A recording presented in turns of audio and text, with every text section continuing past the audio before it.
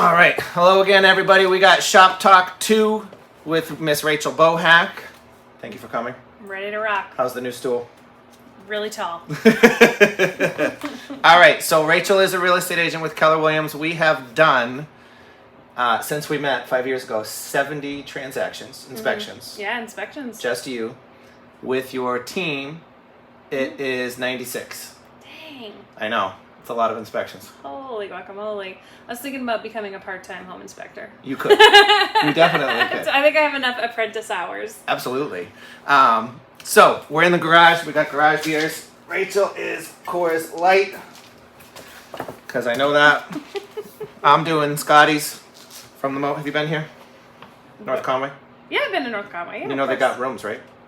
I did not know. They got rooms at the brewery. It's pretty awesome.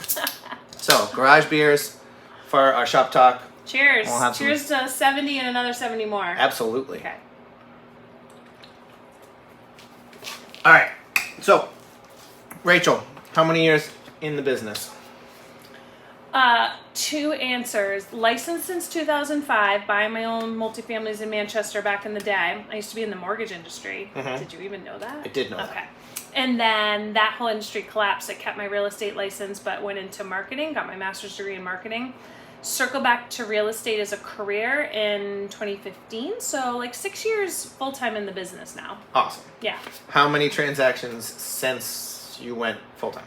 Really, yeah. So since I went full-time, right now, once my pending transactions close, I'm going to cross the 300 threshold. Nice. Yeah, 300 transactions. All right. Rachael brought a show and tell. What do you got? Oh, okay. Well, this is a little... Not little. You know, I travel with weapons. This is a heavy hitter award from RMS, now Guild Mortgage. So over at Keller Williams Metropolitan, if you sell more than $10 million worth of real estate in a year, you're considered a heavy hitter. Mm-hmm. So I got there in my 3rd year in real estate. This is from a couple years ago. I just grabbed the prettiest looking bat. Beautiful. Last year, I think I sold it personally $21 million in real estate. Nice. So, that's yeah. an awesome bet. And you have a couple of those. I do, yeah. Right? A few years worth. That's awesome. All right. Mortgages before real estate. I knew you did that. I knew you did that. How long did you do mortgages? About 5 years. So you know the real estate side and the mortgage side. Yeah, I was never an originator. I process the loans, and frankly, not that what they do is not important, but like I really know the guts and what the underwriters are looking for, and of course guidelines change over a 20-year period of time, but like I really know what they're trying to accomplish, so I know, and I know how to get the buyers to calm down, like when they're like, how dare they ask for that? And I'm like, well, they're lending you $500,000, so maybe it'd be okay if you gave them that bank statement. Yep, and appraisers too, right? Working with appraisers for that long. Yeah, all sorts of interesting appraisal stuff coming down the pipe. Yeah. All right. Least favorite part about real estate? You're gonna hate my answer. That's okay.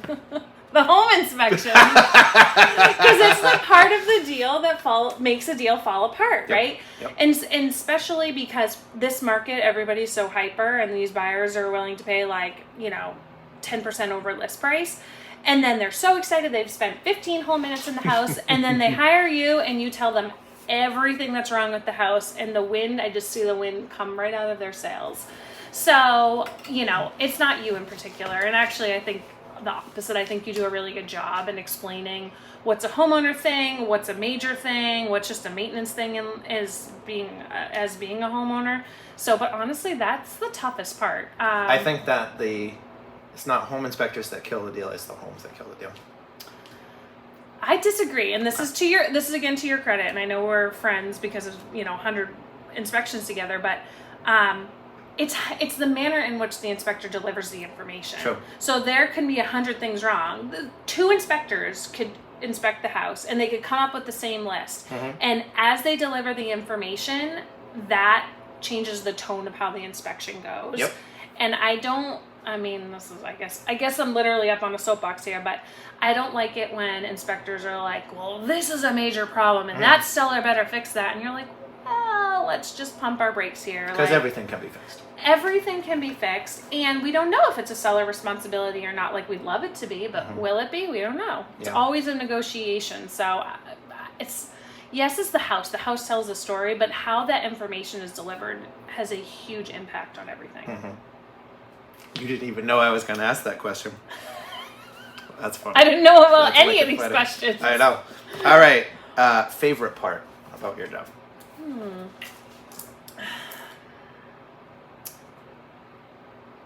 It's okay if I gotta put like video over I this. know. Or I'll just I know. pause it. I gotta think about it. That's Well, okay. so I think. Oh, wait, You can take a just break back if you up. want. No. Take a break. Okay. I think it's two-sided, right? It's two parts of what you do. So with the buyers, it's like the day they get the house, right? The day that they've crossed all their T's and dotted all their I's and, been through the mortgage abyss and finally get their keys and they're like so excited. You really want that to be a great day. And then for sellers, one of my favorite compliments, and I've heard it a couple times, was like, I loved the marketing so much I almost wanted to buy my own house back. Nice. And I was like, yes. So when that seller goes, oh my God, like I loved how you wrote up my house. I love how the photos came out, the video. It makes me so excited because I do love that part. That's the marketing part that I love. So different for buyers and sellers. Yeah. My favorite part is that every single day is not the same as the last day. Yes. Because every single house is different. Even if they're built the same. And every person is different. Yep. Oh my gosh. Which can be good or bad. Yeah. Yep. It's the buyers, the sellers, the parents, the Yep. the aunts, Hold on, the wait. We uncles. haven't talked about. We'll talk about parents. Okay. We'll talk about parents. No, that's good because everything is different. Every house is different. Every transaction is different for you and for me. Yes. You know, every client's different. But that was for the baseball bat. We did that. All right, pet peeve. That's not real estate job related. Your regular pet peeve. Just in life. Any pet peeve. Bad drivers. I drive so much. Mine's the same. I drive. We drive a lot. We do drive a lot. We Yeah. drive so much, and it's like, you couldn't put on your blinker. Like just get out of the way. Just get out of the way. My 2018 Escape has 121,000 miles on it. What year is it? 2018. Legit. Yep. A lot. Legit. My pet peeve, and it's too funny that yours is driving, is people that don't use the cruise. Okay. So I'll be on the highway, and then they bomb past me, and then they're just, and then I go by them. And then they bomb past me again, and I don't get the cruise. Yeah, you're just chilling. I'm sure it's 65. You're just chilling at 65, yeah. Of course. It's me bombing past you at 80. You did pass me a little while ago. All right, favorite room in the house. Your house, any house, doesn't need to be a specific room. Oh, But like we're in it. Mine's the garage. okay. Every garage is my favorite. Well, I'm going to give you just the first thing that popped into my head. Mhm. It's my bathroom at my house. Yeah, it's pretty sweet. It just has like windows all around because the downstairs is a sunroom, so the bathroom upstairs is just like full of all this natural light. And so Yep. I absolutely love it. And when I get a view of the sunrise every day, it just makes me happy. It does come up on that side. Yes, it does. That's awesome. Yeah. Do you have heated floors? No. Next house. I hope there's It not won't be a a next next. house. I hope not. Oh, moving's the worst. I'm very content. I don't need anything more. Everything's good. That's awesome. Yeah. All right, craziest thing that you've seen in real estate? In real estate or in like a house itself? Oh man. Anything? I don't know. I'm gonna really have to think about. You're gonna have to splice this You want together. mine? You want mine first? Yeah, give me yours. It was recently, Okay. actually. I can't tell an actual amount of gallons of water in the crawl space, but I estimated it at 3,000 gallons of water in the crawl space. Okay. Because Tell me more. my pool is 11,000 gallons. So I'm in this crawl space, and I'll roll the video. I'm in this crawl space. It's a pond in the crawl space. It has tide lines, so you can see where it has gone up and down. Oh. And you can see that, like at the ocean. Yeah. Yeah. Groundwater coming into this house. They said it was 1960s build, but I disagree. The tax card said 1960. I think that other part of the house is 1960. This was 1980s. I couldn't see the bottom of the water. It was like 2 to 3 feet deep. I threw a rock in just to, like, can I see the, not even a flashlight wouldn't even go penetrate it. But I was crawling. I only had like this much room to get in there. And then there was mold. It was just absolute disaster. Wow. And I don't do this very often. I actually called my client and I said, I really don't want you to buy this house, which I don't do. Yeah. You can't. Yeah. You can't. Yeah. Well, There was I so guess many I don't other really things know. though too. Yeah. You went. It was a different. I don't know the like ethics that you have to go by. I was just like, you can't do this. Yeah. I quit. I wouldn't let a family member buy this house. Yeah. So I don't want you to buy this house as my client. So much water. You'll see the video. I've seen definitely some crazy things, some like completely shoddy craftsmanship. If we're going to call it craftsmanship, I've seen stairs that are already foul. Okay. I've seen stairs that are different levels. So one stair's this big and the next stair's this big. So it's like, okay, that's definitely not on anybody's code. Mm-hmm. I think kind of similar to your story, I put these first-time home buyers under contract. Unique house in Hooksett, and it had a trap door to the basement, and it was a granite foundation. And we went there on a cold winter day, and so we look around. Everything's good. They have crushed stone in the basement. You know, it's an older house. It's a first-time home buyer. It's New England. Like this is what's available, and everything's great. Right? We haven't even completely started the mortgage process. And they're like, hey, I really want to show my parents. Can we get back in? I'm like, of course, right? So we go back in. We lift the trap door. It's a waterfall coming out of all the areas of the concrete or the granite basement. Like things were melting. It was a warmer spring day, and all the water's just rushing through the stone and filling the floor. And I was like, No, it's bad idea. God. Bad idea. The one that I saw was a month ago, dead of winter. Oh, yeah. I mean, that happens. You get water when you're melting, but... There's just so many things. The houses are bonkers. I mean, it's really crazy. Yeah. You want to hear one more? Of course I do. The spray paint house? Did I tell you about the spray paint No. house? This was a couple years ago, so I could talk about it. We went to the house. It was me, Abby was the real estate agent, I forget the client's names, and it was in Bow, and needed a lot of work, big fixer-upper. Got there, nobody was there, just me, buyer's agent, and clients. We are an hour into the inspection. We were in the basement. It's not going very well. Somebody comes home. Okay. Who is in my house? We're here for the home inspection. Everybody get out of my house. Okay, yep, we're going right out of the house. Yeah, yep. of course. We'll walk right out. Yeah. Bye-bye. She's a little unstable. This girl's unstable. So we go outside and we call the listing agent and she said, oh no, is it the daughter?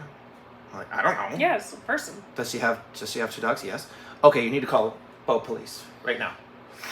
Yeah, Really? What? You do? Well, we do. She's not supposed to be there. I know, but... So we called boat police and they said, we'll be right there. We know the address. We're like, great, okay. So they came and took her out. Jeez. She wasn't supposed to be there. So they didn't delay Very that long. uncomfortable. It was really... I just waited down the street. So 20, 30 minute delay, maybe. She leaves. The next day, I got a picture from the buyer's agent because I went back there to check something, and the entire place had been spray painted graffiti style inside and outside of the house. Oh my God. Yeah. Wait, I thought of something else. Okay. Okay. No. I don't know if they were first-time homebuyers. I can't quite remember. But anyway, they're house hunting from out of town. We go up.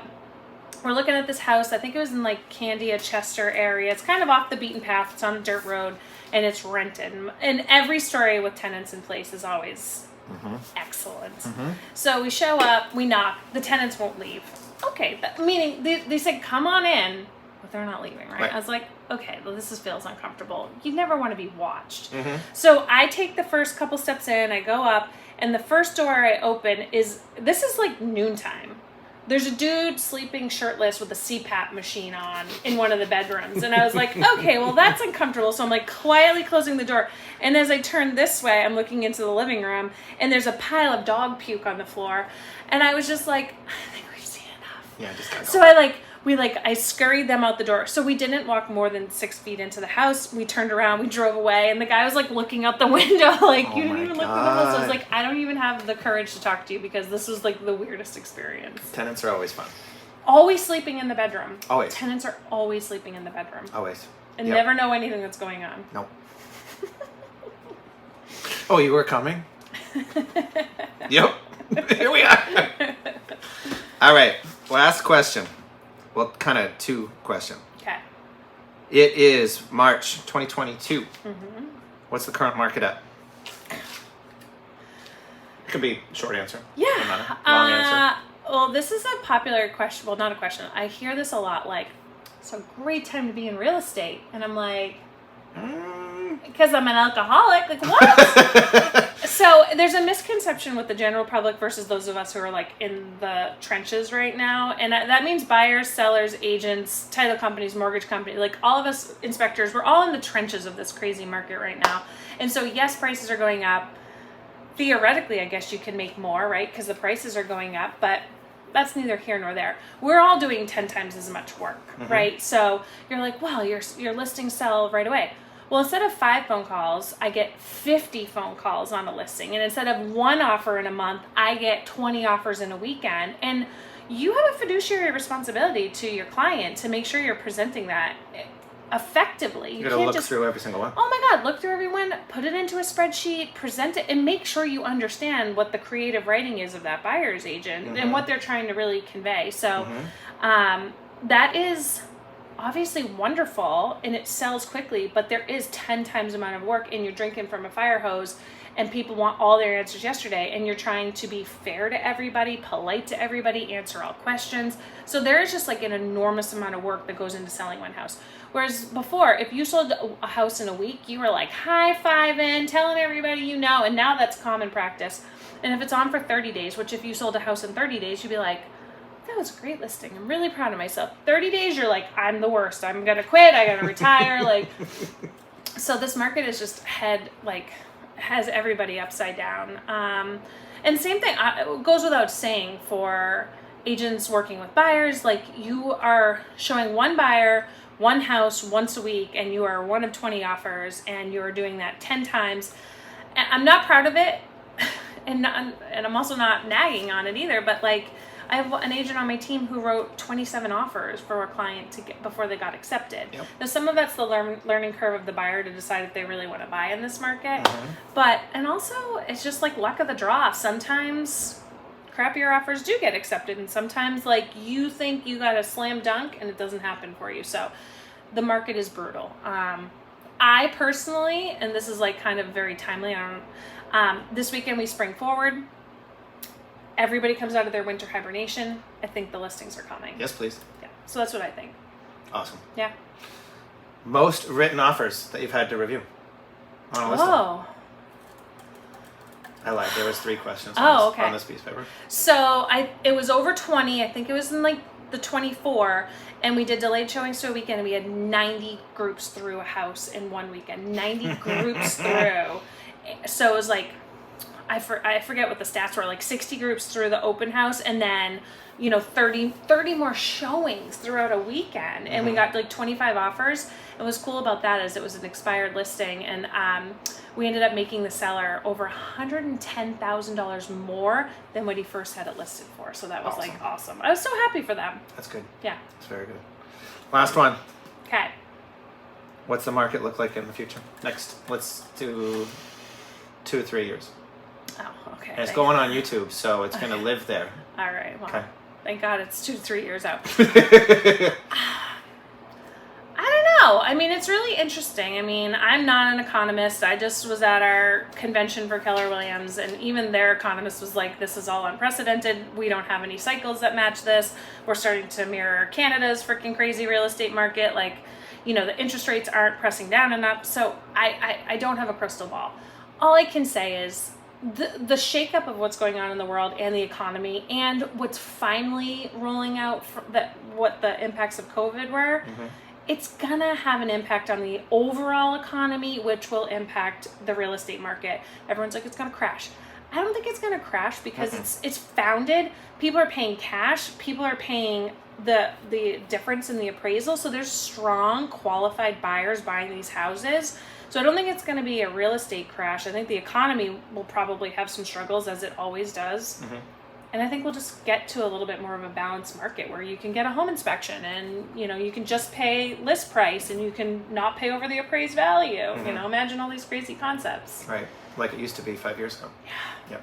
The olden days. I'm not old yet. You're not old yet. I want to do one more question that I'm going to put back in when you did your mortgage thing. Okay. Because it goes for both of us. So when you wrote mortgages, I just refinanced, and we made a great decision a year ago to go from a 30 to a 15.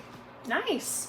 And any advice that you might share for buyers about doing a 30 versus a 15? Yeah, I mean, obviously, if you can do it, right? It's kind of a no-brainer. Yep. But if you don't want to make the commitment, just pay an extra $100 a month towards your principal, and that really cuts down about, I think they say 7 or 8 years off of your overall term of your loan. So just by throwing an extra $100 a month, so say you don't want to commit to it on your credit report and your overall monthly, but you have extra to give it, and separate payment though. Principal only. Yes, that's right. Yeah, and it depends on your lender. Most of them are pretty good about it, to be honest with you. But sure, if you're concerned or whatever, you can definitely do the 2 payments to your lender every month. But automatically set it up so that it's automatically doing it, and you don't have a decision of whether or not you want to do it. Yep. Because that mine has a fee for that though. What? Who's your lender? Who's your mortgage company? I won't bash them on right. YouTube, but we just did the 15. Okay. So we bought the house. We did 30. It was a FHA. We refinanced to another 30 to drop the PMI. Yeah. So no more mortgage insurance, which was great. Then rates were at the lowest we'll probably see in a very, very long time. Yeah, or ever. So we did it again. Yeah. And we went from the 30 to the 15. And it's just been almost exactly 1 year. And the equity that we grew in that 1 year is absolutely insane. Yeah, it's awesome. And every single month, the equity keeps on going up. It goes up like $10 or $12 each month. Yes. But I've been paying a mortgage for a long time on different properties, 2 different properties, and this is way better. Way better. It obviously is way better, but again, not everybody's going to be comfortable or to feel obligated to do it. So if you can, it is kind of a no-brainer. Lower rate. Yeah, lower rate because it's a shorter term. Yeah, and exactly right. So it's squished. But it's not double. It's not double. It's not. Yeah.